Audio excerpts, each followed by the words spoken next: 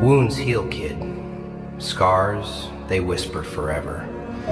And tonight I'm here to remind you of something very simple. They broke you once, but never again. You see, people have this filthy habit of underestimating silence. They think if you ain't screaming, if you ain't fighting back, if you ain't bleeding out loud, then you're weak. But silence is dangerous. It's where monsters are born, forged and sharpened.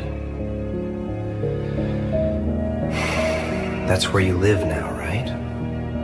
That quiet corner of the world where no one sees what you're holding inside. They call it peace. I call it survival.